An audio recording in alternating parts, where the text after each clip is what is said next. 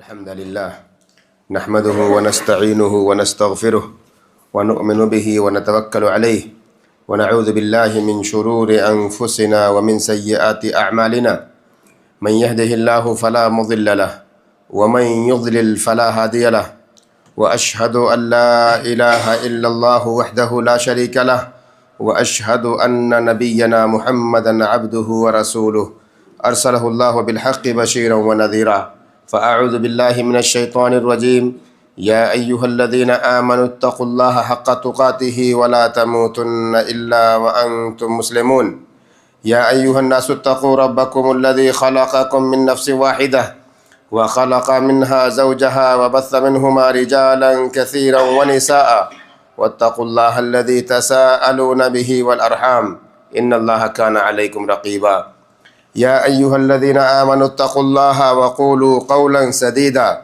يصلح لكم أعمالكم ويغفر لكم ذنوبكم ومن يطع الله ورسوله فقد فاز فوزا عظيما أما بعد فإن خير الحديث كتاب الله وخير الهدي هدي محمد صلى الله عليه وسلم وشر الأمور محدثاتها وكل محدثة بدعة وكل بدعة ضلالة وكل ضلالة في النار۔ تمام تعریفیں حمد و ثنا بڑائی و کبریائی اللہ رب العالمین کے لیے جو ہمارا آپ کا اس کائنات کا خالق اور مالک ہے۔ اس کے بعد سارے نبیوں اور رسولوں پر درود و سلام، خصوصیت کے ساتھ ہمارے آخری نبی احمد مجتبیٰ محمد مصطفیٰ صلی اللہ تعالی علیہ وآلہ وسلم پر، آپ کی آل و اولاد، آپ کے صحابہ اور ان تمام لوگوں پر جو صحیح طور پر آپ کی اتباع اور پیروی کرتے ہیں۔ حضرات، اس سے پہلے کہ میں خطبہ جمعہ کو آگے بڑھاؤں، دو اہم مسئلے کی طرف رہنمائی کرنا چاہتا ہوں۔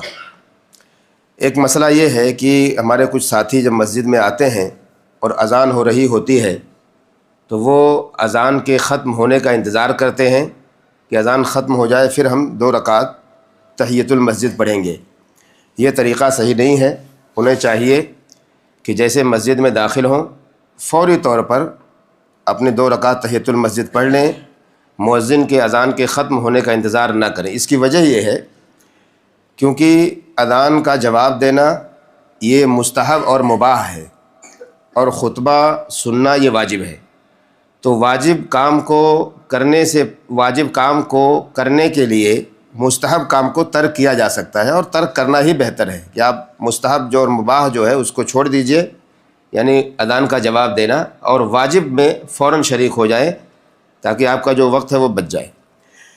دوسرا مسئلہ یہ ہے کہ آج چونکہ رمضان المبارک کا یہ آخری جمعہ ہے، اس کے حوالے سے ایک تصور ہمارے اور آپ کے یہاں پایا جاتا ہے، اور خاص طور سے واٹس ایپ چینلز اور گروپ میں یہ بات گردش کی جاتی ہے، پھیلائی جاتی ہے کہ الوداعی جمعہ ہے۔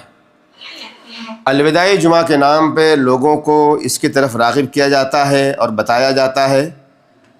الوداعی جمعہ کا کوئی تصور اسلامی ناحیے سے، شرعی ناحیے سے ہے ہی نہیں۔ یہ ہمارے اور آپ کے بنائے ہوئے ہیں، اور ہو سکتا ہے جس نے بنایا ہو اس کی نیت اچھی ہو کہ وہ سوچا ہو لوگوں کو دعوت دی جائے کہ بھئی نماز جمعہ کے لیے پہلے شریک ہوں، مسجد میں جلدی پہنچ جائیں نہا دھو کر۔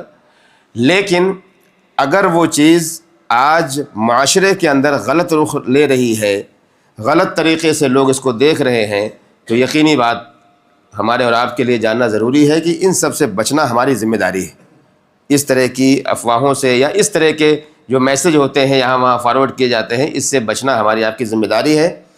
انسان کی زندگی کا ہر دن آخری دن ہوتا ہے، اور انسان کی ہر صبح اس کی نئی صبح ہوتی ہے، جس کے بارے میں اسے خود نہیں پتہ ہوتا ہے کہ میری زندگی آج کے دن مکمل ہوگی، آج کا دن ہمارا پورا ہوگا کہ نہیں ہوگا، یا آج کی رات ہمارے لیے مہیا ہوگی، میسر ہوگی کہ نہیں، ہمیں اس کے بارے میں نہیں پتہ ہے۔ بہرحال یہ 2 توجیہی باتیں تھیں جو میں نے آپ کے سامنے رکھنا مناسب سمجھا۔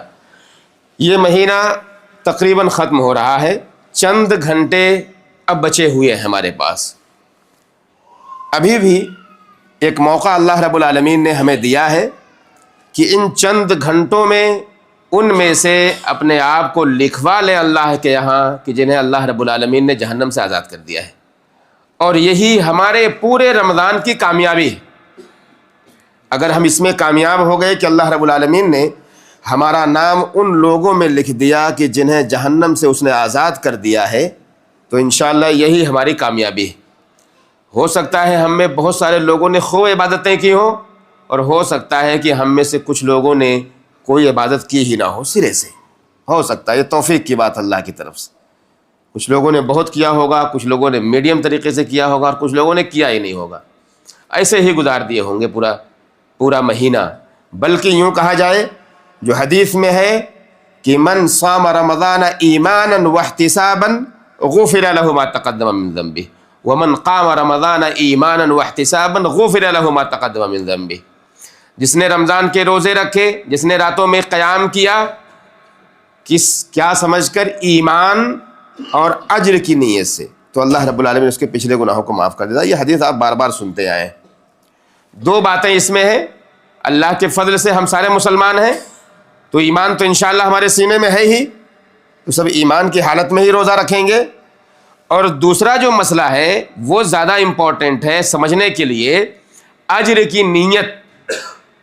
بہت سارے ہمارے بھائی یہ سمجھتے ہیں کہ میرے گھر والے روزہ رکھ رہے ہیں اس لیے میں بھی رکھ رہا ہوں۔ بہت سارے بھائی یہ سمجھتے ہیں کہ سب دنیا روزہ رکھ رہی ہے، کمپنی میں لوگ روزہ رکھ رہے ہیں اس لیے میں بھی رکھ رہا ہوں۔ بہت سارے بھائی سمجھتے ہیں کہ کہیں کھانے پینے کا انتظام نہیں ہوگا، ہوٹل بند ہے اس لیے روزہ رکھنا ضروری ہے، مجبوری ہے روزہ رکھنا۔ بہت سارے لوگ سمجھتے ہیں کہ میں گھر میں بھی بنا کے اپنے ڈیرے میں بنا کے نہیں کھا سکتا ہوں، ساتھی وہاں رہتے ہیں اس لیے میں روزہ رکھ لیتا ہوں۔ ایسے لوگ اجر سے محروم لوگ ہیں، ایسے لوگوں کو اجر نہیں ملنے والا۔ اس لیے ضروری ہے کہ جہاں ایمان ہو وہیں پر اجر کی نیت بھی ہو۔ یہ دونوں چیزیں جب جمع ہوں گی تو اللہ رب العالمین ہمیں اور آپ کو اجر کے طور پہ، ثواب کے طور پہ عطا کرے گا کہ ہمارے پچھلے گناہوں کو معاف کر دے گا۔ سارے گناہ سے انشاءاللہ ہم اور آپ پاک اور صاف ہو جائیں گے۔ ایک چیز۔ دوسری بات اس میں یہ ہے، بہت سارے علماء اس کے حوالے سے یہ بات بیان کرتے ہیں کہ کیا جو گناہ معاف ہوتے ہیں وہ چھوٹے اور بڑے دونوں گناہ معاف ہوتے ہیں؟ کچھ صغیرہ گناہ ہیں، چھوٹے گناہ ہیں، اور کچھ بڑے گناہ ہیں۔ کیا بڑے گناہ بھی معاف ہو جاتے ہیں؟ اس کا جواب بھی بہت سارے علماء نے یہ کہتے ہوئے دیا کہ چھوٹے گناہ تو یوں ہی انسان کے معاف ہو جاتے ہیں۔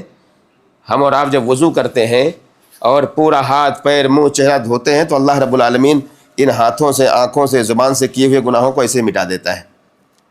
اسی لیے بہت سارے علماء نے کہا کہ جب اس طرح کی باتیں کہیں بھی آئیں کہ گناہ کو اللہ معاف کر دیتا ہے تو اس سے مراد یہ سارے صغیرہ گناہ جو ہم اور آپ کرتے ہیں سب معاف ہو جاتے ہیں، اور جو بڑے گناہ ہیں اس کے لیے توبہ کی شرط لگائی ہے۔ ماں باپ کا نافرمان کبھی بھی وضو کرنے سے اس کے گناہ معاف نہیں ہوں گے۔ شرک کرنے والا، چوری کرنے والا، وہ یہ سوچے کہ میں نماز پڑھ لوں گا، روزہ رکھ لوں گا، میرے گناہ ایسے معاف ہو جائیں گے، وضو کر لوں گا معاف ہو جائیں گے۔ علماء کہتے ہیں نہیں، جو کبیرہ گناہ ہیں ان کے لیے توبہ کرنا ضروری ہے۔ اور وہیں پر کچھ ایسے علماء بھی ہیں جو کہتے ہیں نہیں، یہ کہہ دینا کہ چھوٹا اور بڑے کو فرق کرنا یہ ظلم ہوگا، یہ صحیح نہیں ہے۔ اللہ معاف کرنے والا ہے، جو چاہے گا معاف کر دے گا۔ لیکن کم سے کم ہمارے لیے سمجھنے کے لیے یہ ہے کہ چھوٹے اور بڑے گناہ کا فرق ہمیں کرنا چاہیے، تاکہ ہمیں پتہ ہو کہ ہم چھوٹے گناہ جو معمولی اور ہلکا سمجھ کے کرتے ہیں یا ہلکے گناہ ہوتے ہیں وہ تو بہت ہی معمولی سے ہوتے ہیں، لیکن جو بڑے گناہ ہوتے ہیں، جو نظر آتا ہے انسان کو کہ یہ میں نے جرم کیا ہے، وہاں پر اللہ کے سامنے خود کو پیش کرے، اللہ کے سامنے خود کو حاضر کرے اور یہ اقرار کرے اس بات کا کہ میں نے گناہ کیا ہے، تاکہ گناہ کے عظیم ہونے کا پتہ بھی ہمیں چلے اور اللہ رب العالمین کے معاف کرنے کا اندازہ بھی ہمیں ہو کہ معافی دینے والا تو وہی ہے۔ ایسے نہیں کہ ہم نے ہل چلتے پھرتے چھوٹے سے گناہ کر لیے، ہمارے گناہ معاف ہو گئے، ایسے ضروری نہیں ہے کہ شرک بھی ایسے ہی معاف ہو جائے، بدعت بھی ایسے ہی معاف ہو جائے، ماں باپ کا نافرمان بھی ایسے معافی پا جائے۔ اس لیے جب بڑے گناہ انسان سے ہوں تو انسان کو چاہیے کہ اپنے آپ کو اللہ کے سامنے پیش کرے کہ اللہ مجھ سے گناہ ہو گیا ہے، مجھ سے بڑے گناہ ہو گئے ہیں، مجھے تو معاف کر دے، تو اللہ رب العالمین ضرور بضرور اس کے گناہ کو معاف کرے گا۔ تو یہ مہینہ دھیرے دھیرے رخصت ہو رہا ہے، چند گھڑیاں بچی ہوئی ہیں۔ آنے والا دن ہو سکتا ہے آخری روزہ ہمارے لیے ہو۔ اس کے بعد ایک مسئلہ ہمارے لیے ہوگا جو کہ زکوٰۃ فطر کے نام سے ہم اور آپ جانتے ہیں، اس مسئلے کی وضاحت، اور پھر اس کے بعد فوری طور پہ ایک مسئلہ یہ ہوگا کہ نماز عید کی ادائیگی۔ اس سے متعلق چند ایک باتیں آج کے اس خطبہ جمعہ میں انشاءاللہ میں آپ کے سامنے رکھوں گا۔ صدقۃ الفطر یا زکوٰۃ فطر ایک ہی معنی میں ہے، یا فطرانہ ہمارے یہاں کہا جاتا ہے۔ فطرانہ یہ دراصل ایک ایسا واجب ہے ایک ایمان والے پر، ایک مسلمان پر، کہ جس کو ادا کرنا ضروری ہے، اور اگر کوئی ادا نہیں کرے گا تو گنہگار ہوگا۔ زکوٰۃ اس کو اس لیے کہا گیا کیونکہ یہ واجب ہے، جس طرح زکوٰۃ واجب ہے اس طرح سے یہ بھی واجب ہے، اس لیے فطر کی طرف زکوٰۃ کی نسبت کی گئی ہے۔ تو فطر کا مطلب ہوتا ہے توڑنا۔ ہم اور آپ جب روزے سے فارغ ہو جائیں گے تو جو ہمارے روزے ٹوٹ جائیں گے، ختم ہو جائیں گے، تو اب ہمیں اس کا زکوٰۃ دینی ہے، وہ زکوٰۃ فطر جسے فطرانہ کہتے ہیں، وہ ادا کرنا ہے۔ یہ ہوتا کیوں ہے؟ اس کی مشروعیت کی حکمت کیا ہے؟ کیوں ہمارے اوپر اسے واجب کیا گیا؟ اس کے بارے میں اللہ کے نبی محمد الرسول اللہ صلی اللہ علیہ وسلم کی حدیث آتی ہے۔ عبداللہ ابن عباس رضی اللہ تعالی عنہ بیان کرتے ہیں کہ فرض رسول اللہ صلی اللہ علیہ وسلم زکوٰۃ الفطر طہرۃ للصائم وطعمۃ للمساکین۔ اللہ کے نبی محمد الرسول اللہ صلی اللہ علیہ وسلم نے فطرانے کو فرض اس لیے کیا ہے تاکہ جو روزے دار تھے ان کو پاک کیا جا سکے۔ پاک کیسے ہوگا؟ کہا طہرۃ للصائم من اللغو والرفث، جو لغو باتیں، جو کچھ گناہ اسے سرزد ہوئے تھے دوران صیام روزے کی حالت میں، اس سے پاک کرنے کے لیے یہ فطرانہ دینا ہوتا ہے ہمیں اور آپ کو۔ ہم میں سے کوئی یہ نہیں کہہ سکتا کہ میرا روزہ 100% بڑے اچھے سے گیا ہے۔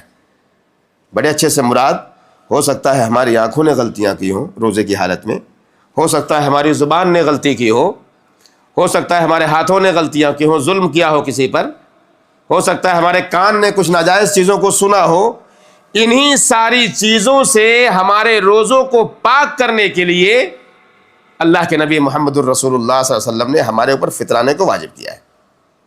ایک وجہ یہ۔ دوسری وجہ کہا وَطُعْمَةً لِّلْمَسَاكِينَ، جو مسکین ہیں، جو فقیر ہیں، محتاج ہیں، ان کے کھانے کا انتظام کیا گیا ہے۔ عید خوشی کا دن ہے، ایسا نہ ہو کہ کوئی مسلمان عید کے روز کھانے کے لیے تڑپ جائے، کھانے کے لیے ترس جائے، اس کے گھر میں چولہا نہ جلے۔ اس سے بچانے کے لیے بھی صدقۃ الفطر کو واجب کیا گیا تاکہ مسکینوں اور فقیروں کے گھروں کو کھانے سے آباد کیا جائے، ان کو بھی پتہ چلے کہ آج یہ عید ہے جس کے اندر سارے مسلمان شریک ہوتے ہیں، ہم بھی اس خوشی میں شریک ہوں، ان کو شریک کیا جائے۔ اس لیے ہمارے اور آپ کے اوپر صدقۃ الفطر کو واجب کر دیا گیا۔ آگے حدیث میں آتا ہے من اداہا قبل الصلاۃ فہی زکوٰۃ مقبولہ، جس نے نماز عید سے پہلے اسے ادا کر دیا اس کی وہ زکوٰۃ قبول ہو گئی، اور جس نے نماز عید کے بعد ادا کیا تو اس کا عام صدقہ شمار ہوگا، وہ واجب گویا کہ اس نے ادا نہیں کیا نماز کی۔ اس لیے یہ پوائنٹ ضروری ہے سمجھنا۔ بہت سارے ہمارے بھائی اس میں غلطی کر جاتے ہیں، اور کیا دینا ہے، کیسے دینا ہے، اس کے بارے میں انشاءاللہ میں بتاؤں گا۔ ابھی اس کا حکم کیا ہے؟ حکم کے بارے میں علماء کا اجماع ہے، اختلاف اس کے اندر ہے ہی نہیں کہ ہمارے اوپر یہ فرض کیا گیا ہے۔ کوئی یہ نہ کہے کہ دے گا تو بھی چلے گا، نہیں دے گا تو بھی چلے گا، نہیں، اس کو دینا ہی دینا ہے، ہر بندے کو اسے دینا ہی دینا ہے۔ اس کے واجب ہونے کا وقت کیا ہو رہا ہے؟ کہا جس دن رمضان کا آخری سورج غروب ہوگا وہیں سے اس کا وقت، وجوب کا وقت، اس وقت میں واجب ہے کہ ادا کر دیا جائے۔ اور وقت کب ختم ہوگا؟ نماز عید سے پہلے، نماز عید سے پہلے تک یہ وقت ہوتا ہے، اس کو آپ اس درمیان آپ ادا کر دیجیے۔ البتہ ایک وقت ہے جائز ہونا۔ جائز کا وقت کون سا ہے؟ تو جائز کا وقت یہ ہے کہ آپ 1 یا 2 دن پہلے بھی آپ نکال سکتے ہیں فطرانہ اپنا۔ جیسے کہ اگر آج کا دن، کل کا دن، کل اگر چاند نظر آتا ہے تو ہمیں نہیں معلوم کہ نظر آئے گا کہ نہیں ابھی، لیکن 1-2 دن پہلے بھی اگر دینا چاہیں تو دے سکتے ہیں۔ اور عام طور پر ہوتا یہی ہے کہ ہو سکتا ہے کہ آپ کو اس دن جس دن چاند نظر آ رہا آپ کے پاس مصروفیت ہو، آپ کے پاس اور دوسرے کام ہو سکتا ہے کہ آپ ڈھونڈنے جائیں کسی مسکین کو دینے کے لیے، آپ کو ملے ہی نہ، تو اس لیے 1-2 دن پہلے بھی دیا جا سکتا ہے، کسی مسکین کو اس کے حوالے کیا جا سکتا ہے۔ اچھا، کس کے اوپر واجب ہوگا؟ سوال یہ ہے کہ کس کے اوپر واجب ہوگا۔ اس میں علماء 2 طرح کی بات کرتے ہیں، کہتے ہیں کہ جس طرح زکوٰۃ جن کے اوپر واجب ہے، یعنی جن کو دیا جا سکتا ہے، جن کو دینے کی بات ہے، جن کو دیا جا سکتا ہے ان کو صدقہ فطر بھی دے سکتے ہیں، لیکن اس میں راجح اور صحیح بات یہ ہے کہ یہ دراصل حق ہے مسکینوں کا اور محتاجوں کا، جس کے بارے میں نے ابھی حدیث میں بیان کیا کہ یہ کھانے کا دراصل انتظام ہے، کہ جس کے پاس کھانے کے لیے کچھ نہ ہو ان کے کھانے کا انتظام ہے، اس لیے ان کو ہی دینا یہ بہتر ہے۔ ہم میں سے کس کے اوپر واجب ہوگا؟ ظاہر ہے وہ مسلمان ہوگا، اسی کے اوپر واجب ہوگا، کافر کے اوپر تو واجب نہیں ہے۔ اور صحیح اور سالم ہوگا، صحیح سالم سے مراد یہ ہے کہ وہ مجنون نہ ہو، روزہ رکھے یا نہ رکھے، چاہے بیمار رہتا ہو، بیماری کی حالت میں بھی اس کو دینا پڑے گا۔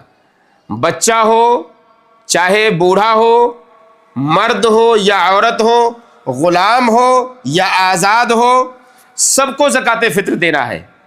یہاں تک کہ علماء نے کہا کہ کسی کی عقل اگر نہیں بھی ہے، وہ مجنون ہے، تو بھی اسے زکوٰۃ فطر دینا ہے۔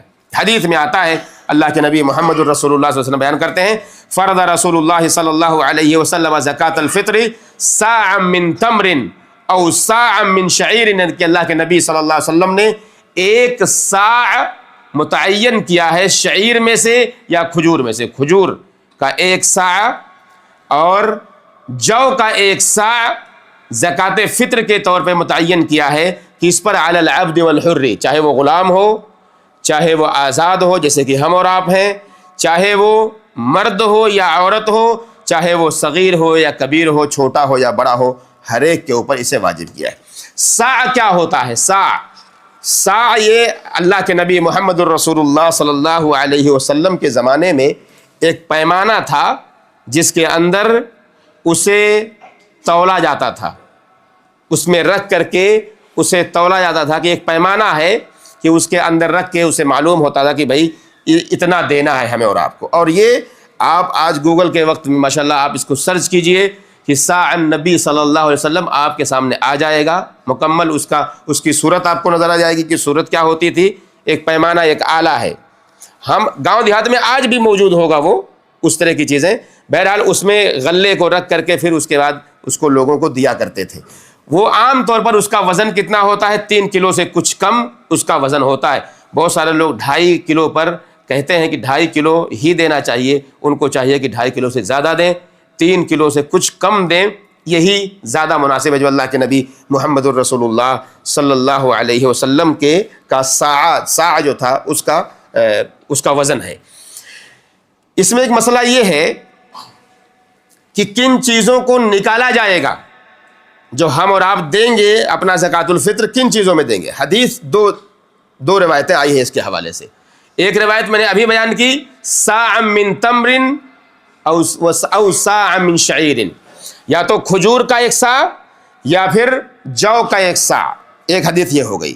دوسری حدیث ہے جو ابو سعید خدری رضی اللہ تعالیٰ عنہ کی یہ بیان کرتے ہیں کہ کان طعامنا الشعیر والزبیب والعقط والتمر۔ ابو سعید خدری کی لمبی روایت ہے، اس میں انہوں نے کہا کہ ہمارا جو کھانا تھا نبی صلی اللہ علیہ وسلم کے زمانے میں، وہ کھانا کیا تھا؟ کہا جو ہم کھاتے تھے، ہم زبیب کھاتے تھے، منقع جو کشمش جسے ہم کہتے ہیں، العقط پنیر جو عام طور پر آج بھی دستیاب ہے، اور چوتھی چیز کہا تمر جو کھجور ہے۔ تو اللہ کے نبی صلی اللہ علیہ وسلم کے زمانے میں یہ چیزیں پائی جاتی تھیں، ان چیزوں سے وہ زکوٰۃ فطر نکالتے تھے۔ کتنا؟ 1 صاع، تقریباً 3 کلو کے آس پاس، 2.25 یا 3 کلو کے آس پاس۔ آج کے زمانے میں ہمارا اور آپ کا کھانا کیا ہے؟ نارمل کھانا، عام طور پر لوگوں کا کھانا چاول ہے، عام طور پر لوگوں کا کھانا کیا ہے؟ چاول ہے۔ اس لیے وہ چاول ہم اور آپ جو کھاتے ہیں، وہ چاول زکوٰۃ فطر کے طور پہ ہم نکال کے کسی مسکین یا غریب کو دے سکتے ہیں۔ اگر جہاں زیادہ تر گیہوں کھایا جاتا ہے، آٹا لوگ کھاتے ہیں، روٹی کھاتے ہیں زیادہ تر، تو اس کا اعتبار کرتے ہوئے وہ بالکل گیہوں نکال کر کے 3 پونے 3 کلو تک وہ دے سکتے ہیں، یہ بھی جائز ہے۔ جہاں زیادہ جو چیزیں کھائی جاتی ہوں ان سارے کھانے والی چیزوں کو آپ زکوٰۃ کے طور پر، زکوٰۃ الفطر کے طور پر نکال کے دے سکتے ہیں۔ کسی کے ہاں اگر کاجو اور بادام کھائے جاتے ہوں تو وہ بھی اس کے اندر نکال کر اتنے کلو دے سکتے، جہاں بھی جس طرح سے کھایا جاتا ہو، جو عام طور پر عرف عام میں معروف ہو کہ یہ کھانا ہمارے یہاں کھانے کے طور پر استعمال ہوتا ہے۔ یا ایسا نہیں کہ چلو کچھ چیزیں ہوتی ہیں جو اسٹارٹر کے طور پہ استعمال ہوتے ہیں، وہ کھانا نہیں ہوتا ہے، وہ تھوڑا سا آدمی ذوق کے طور پہ چکھتا ہے اسے، لیکن جو اصل کھانا ہے جو پیٹ بھرنے کے لیے، اس کا اندازہ ہم سب کو اس کے اندر ہے۔ ایک بات یہ کہ اخراج یعنی کب نکالا جائے اسے، میں نے بتایا کہ نماز عید سے پہلے تک نکالنا ہمارے اور آپ کے لیے ضروری ہے۔ نماز عید کے بعد اگر آپ دیں گے تو یقیناً وہ صدقہ ہو جائے گا، عام صدقہ ہو جائے گا، وہ زکوٰۃ فطر کی ادائیگی نہیں ہوگی۔ لیکن ایک سوال یہ کہ کیا اگر کوئی آدمی بعد میں نکال ہی دے، غلطی ہو گئی، اسے بھول گیا یا نہیں یاد رہا، نہیں مل سکا کوئی، تو کیا اس کے اوپر کوئی کفارہ لازم آئے گا؟ علماء نے ذکر کیا ہے ایسے کہ آدمی کے اوپر کوئی کفارہ نہیں ہے کسی بھی طرح کا، جبکہ بہت سارے لوگ اس میں ہمارے اور آپ کے درمیان اس کو عام کرتے ہیں کہ نہیں اگر آپ نہیں دیں گے تو کفارہ دینا پڑے گا۔ کوئی کفارہ نہیں اس کے اندر، لیکن ہمیں چاہیے کہ ہم اسے دیں اور نماز عید مصلی سے پہنچنے سے پہلے دیں، تاکہ لوگوں کے گھروں میں چولہے جل سکیں۔ جیسا کہ میں نے کہا خصوصی طور پر ہمارے روزے جس کے اندر کچھ غلطیاں ہم سے ہوئی ہوں، وہ ہمارے روزے پاک اور صاف ہو سکیں، اس کے اندر کوئی غلطی جو ہم سے سرزد ہوئی ہے وہ ٹھیک ٹھاک ہو جائے انشاءاللہ اللہ کی نظر میں۔ میں نے کہا کہ مسکینوں کو دیا جائے اور فقیروں کو دیا جائے، اس کے بارے میں زور دیا ہے شیخ الاسلام ابن تیمیہ رحمہ اللہ نے، کہا طعمۃ للصائم طعمۃ للمساکین، مسکینوں کے لیے چونکہ یہ کھانا ہے اس لیے انہی کو دینا یہ اولا اور افضل ہے کہ آدمی اس کا خاص اہتمام کرے۔ بہت سارے ہمارے بھائی اس میں غلطی یہ کرتے ہیں کہ پیسے کی شکل میں لوگوں کو دیتے ہیں، پیسے کی شکل میں 1 دینار عام طور پر متعین کیا جاتا ہے، 1 دینار پیسے کی شکل میں آپ دیتے ہیں۔ یا ہمارے ہاں ہندوستان، پاکستان، بنگلہ دیش وغیرہ میں ہوتا ہے کہ روپے کی شکل میں لوگ دیتے ہیں، 100 200 500 جس اعتبار سے کھانا ہم کھاتے ہیں اس کا حساب کر کے پیسے کی شکل میں دیتے ہیں۔ معاف کیجئے گا، پیسے کی شکل میں دینا یہ بالکل صحیح نہیں ہے، اس لیے اس سے بچنا بہت ضروری ہے۔ یہ غلہ آپ کو دینا ہے، ہاں آپ کسی کو وکیل بنا سکتے ہیں، وکیل سے مراد یہ ہے کہ آپ کی پہنچ وہاں تک نہیں ہے کہ آپ خریدیں اور خریدنے کے بعد کسی مسکین تک پہنچائیں، اور یہ پریشانی یہاں پر زیادہ ہمیں اور آپ کو پیش آ سکتی ہے، یہاں پر زیادہ پیش آئے گی کہ ہم مسکین کہاں تلاش کریں، کہاں لے کے جائیں۔ تو اس کے لیے توکیل جائز ہے، کسی کو وکیل بنا دیں اور وکیل بنائیں ایسے لوگوں کو کہ جن کے بارے میں ہمیں پتا ہو کہ یہ غلہ لے کر ہی مسکینوں تک پہنچائے گا۔ آپ پیسہ ایسی صورت میں دے سکتے ہیں، پیسہ دے دیں، لیکن جو وکیل ہوگا اس پر یہ یقین ہو کہ وہ غلہ لے کر کے لوگوں تک پہنچائے گا مسکینوں تک، تب آپ اسے دیجئے، ورنہ آپ اس سے بھی بچیے، ورنہ بہت سارے ایسے لوگ ہیں جو اس مسئلے میں بھی فراڈ کرتے ہیں۔ اس لیے یہاں کویت کے اندر ماشاءاللہ نظام ہے، یہاں پہ بہت سارے ایسے جمعیات ہیں، خیری ادارے ہیں کہ جو آپ کے زکوٰۃ مال کو وصولیں گے آپ سے دینار کی شکل میں، اور باقاعدہ اہتمام کے ساتھ وہ مسکینوں تک غلے کی شکل میں اسے پہنچائیں گے۔ اس لیے ہمارے لیے یہاں جائز ہے کہ ہم وہ 1 دینار دے دیں، لیکن نیت ہماری یہ ہونی چاہیے کہ وہ غلے کی شکل میں ہم اور آپ دے رہے ہیں، پیسہ نہیں دے رہے ہیں پیسے، اور نہ ہی جس کو ہم دے رہے ہیں وہ پیسہ بانٹنے والا ہو۔ اگر یہ پتا ہو کہ وہ پیسہ بانٹے گا تو آپ ایسے لوگوں کو بالکل مت دیجیے۔ ایک مسئلہ یہ بھی آتا ہے کہ کیا ہم یہاں نہ صحیح اپنے ملک میں دے سکتے ہیں کیا؟ کیونکہ یہاں جیسا میں نے کہا کہ مسکین یہاں ملے نہ ملے آپ کو، اس کے بارے میں علماء کہتے ہیں جو صحیح بات ہے کہ آدمی جہاں رہتا ہو وہیں کے لوگوں کا یہ حق ہے کہ وہاں کے مسکین، وہاں کے فقیر آپ کے اس مال سے، آپ کے اس اناج سے وہ فائدہ اٹھائیں۔ لیکن اگر آپ ایسی جگہ رہتے ہوں جہاں پر مساکین کی تعداد نہیں ہے، یا ان کے پاس اتنے مال ہیں کھانے کے لیے کہ ان کے پاس کوئی مسئلہ نہیں ہے، تو آپ دوسری جگہ پہ اس کو تحویل کر سکتے ہیں، اسے بھیج سکتے ہیں جہاں پر ایسے لوگوں کی تعداد کہیں زیادہ موجود ہو۔ تو یہ بھی علماء اس کی طرف توجہ دلاتے ہیں۔ اسی طرح سے یہ زکوٰۃ فطر کا مسئلہ ہے۔ عید بالکل ہم سب کے لیے خوشی کا دن ہے، دو عیدیں ہمارے لیے شریعت نے بنائی ہیں، عید الاضحیٰ اور عید الفطر، جو ہمارے لیے خوشی کا ذریعہ بنایا گیا۔ اللہ کے نبی محمد الرسول اللہ صلی اللہ علیہ وسلم جب مدینہ تشریف لائے تو دیکھا کچھ لوگ کھیل رہے ہیں، تو آپ نے پوچھا کہ یہ کیا ماجرا ہے؟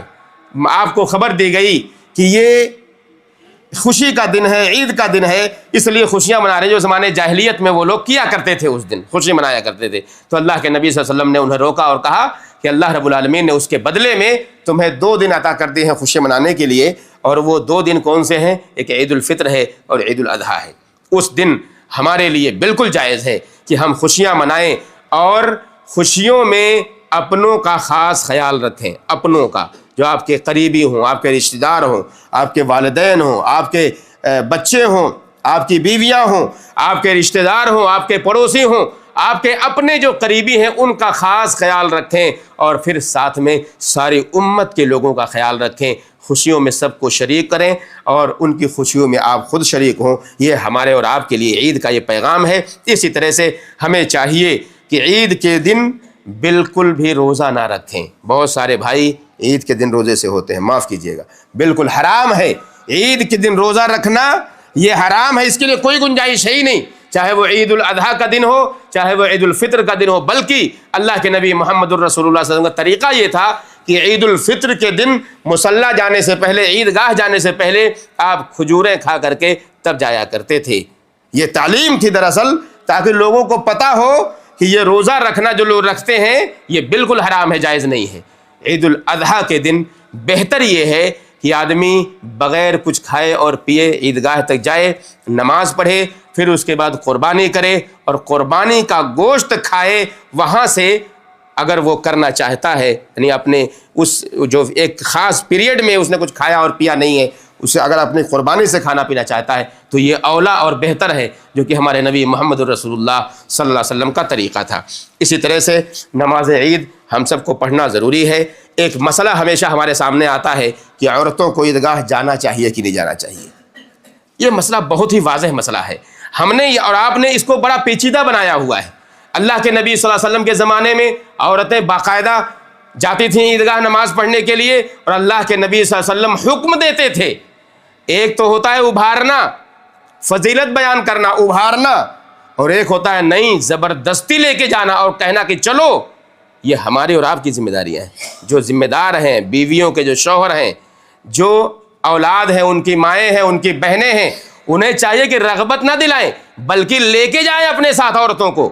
کہاں لے کے جائیں؟ مصلی العید، عیدگاہ نماز پڑھنے کے لیے جائیں۔ ہم یہ سمجھتے ہیں کہ فتنہ ہے، لوگ کہتے ہیں فتنہ ہے۔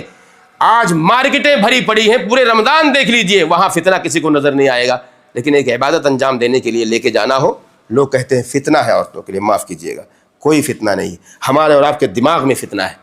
اللہ کے نبی محمد الرسول اللہ صلی اللہ علیہ وسلم کی حدیث باقاعدہ اس بات کی وضاحت، صحیح بخاری صحیح مسلم کی روایتیں، ایسا بھی نہیں تو ہم یہ مان لیں کہ کوئی کمزور درجے کی روایتیں، نہیں، صاف اور صریح روایتیں ہیں کہ جو بھی دوشیزائیں ہیں، جو بھی بالغ ہیں، ان کو لے جایا جائے عیدگاہ تک۔ یہاں تک آیا کہ جو عورتیں اپنی ماہواری میں ہوں، حیض کی حالت میں ہوں، انہیں بھی چاہیے کہ وہ جائیں اور ایمان والوں کے ساتھ دعا میں شریک ہوں، خیر میں شریک ہوں، لیکن وہ نماز کے وقت میں وہاں سے الگ ہو جائے۔ نماز میں نہیں پڑھ سکتے کیونکہ نماز پڑھنے کی پوزیشن میں نہیں۔ کہنے کا مطلب یہ ہے کہ ان سارے جو پرانے ذہنیت کے لوگ تھے، جنہوں نے عورتوں کو گھروں کے اندر اس طرح قید کیا کہ انہوں نے مصلی عید سے بھی انہیں دور رکھا، مسجدوں سے انہیں دور رکھا، یقین مانیں انشاءاللہ اس کے ذریعے سے خیر ہی پھیلے گا۔ کچھ تعلیم لیں گی، دین کی باتیں سنیں گی، اس کے ذریعے سے آپ کے بچوں کی تربیت ہوگی، ان کے ایمان میں تازگی آئے گی۔ اس لیے انہیں لے کے جائیں عیدگاہ خصوصی طور پر اپنے ساتھ۔ اور تیسری چوتھی باتیں، کچھ باتیں ہیں، ہمیں اور آپ کو چاہیے کہ عید کے روز غسل کر کے جایا کریں۔ غسل کرنا یہ مستحب ہے، اور اسی طرح سے میں نے کہا کہ جانے سے پہلے کچھ کھا لیں، کھجور میٹھی چیز کوئی مل جائے۔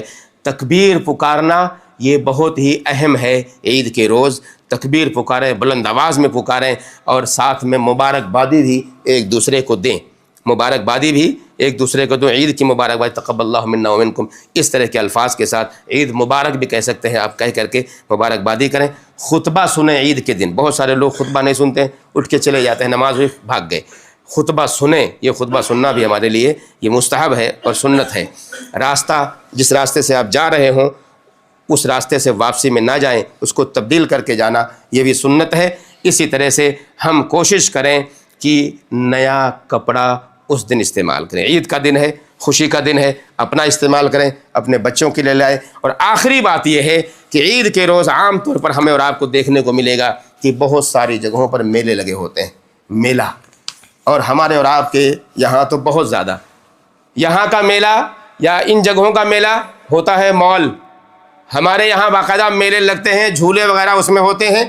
ان سب جگہوں سے اجتناب کریں، بچیں۔ بچنے کی وجہ یہ ہے تاکہ شر نہ پھیلنے پائے، اختلاط نہ ہو مرد اور عورتوں کا، اس سے بچیں، اپنے بچوں کو روکیں تاکہ کوئی غلط قدم ان سے نہ اٹھنے پائے۔ اللہ سے دعا کریں کہ اللہ رب العالمین ہم سارے مسلمانوں کو رمضان المبارک کے اس مقدس ایام اور مہینے کے اس راتوں کو، مہینے کے اس ایک ایک دن کو اللہ رب العالمین ہم سارے لوگوں کو توفیق دے کہ ہم اس کو جو بچے ہوئے ایام ہیں اس کو اچھے سے گزاریں۔ اے اللہ سارے مسلمانوں کو توفیق دے کہ ہم سب زکوٰۃ الفطر کو ادا کریں۔ اے اللہ ہم سب کو توفیق دے کہ ہمارے جو غریب اور مسکین بھائی ہیں ان تک ان کے حقوق کو پہنچائیں۔ اے اللہ ہم سارے مسلمانوں کو توفیق دے کہ جو غلطیاں ہم سے رمضان میں ہوئی ہیں اے اللہ ہم اس سے معافی تلافی کر لیں اور سب کو معاف کر دے، سارے مسلمانوں کے حالات کو سدھار دے، سارے مسلمانوں کے احوال کو سنوار دے، جو بیمار ہیں ان کو شفا دے دے۔ اے اللہ ہمارے روزوں کو قبول کر لے، ہمارے قیام کو قبول کر لے۔ اے اللہ جو قرآن ہم نے پڑھا ہے اسے قبول کر لے۔ اے اللہ جو دعائیں ہم نے مانگی ہیں اس کو ضائع نہ ہونے دے، اسے قبول کر لے۔ ہمارے والدین کے حق میں صدقہ جاریہ ہمیں بنا۔ اے اللہ ہمارے والدین کے حق میں ہمیں صدقہ جاریہ بنا۔ اے اللہ ہماری اولاد کو سنوار دے۔ اے اللہ ہمارے اولاد کے اندر کوئی خرابی ہے تو ان کو اچھائی کی طرف لے آ۔ مسلمان جہاں بھی رہتے ہوں اللہ تعالیٰ ان کے حالات کو سدھار دے، سنوار دے۔ جو لوگ جب تک زندہ ہم سب جب تک زندہ رہیں اے اللہ ایمان کی حالت میں رکھ، اور جب وفات ہو تو ایمان کی حالت میں ہو۔ وصلی اللہ وسلم علی نبینا محمد وعلی آلہ وصحبہ اجمعین۔ السلام علیکم ورحمۃ اللہ وبرکاتہ۔ ناظرین اکرام، اسلامک ٹی وی اس چینل کو ابھی تک جنہوں نے سبسکرائب نہیں کیا ہے برائے مہربانی اس چینل کو سبسکرائب ضرور کریں، اور ہر دن کی اپڈیٹ کے لیے اس کے ساتھ ہی ایک گھنٹی کا نشان آئے گا، اسے آپ ضرور پریس کریں اور اسے دبا کر آپ ہمارے ساتھ تعاون فرمائیں۔ جزاک اللہ خیر۔ السلام علیکم ورحمۃ اللہ وبرکاتہ۔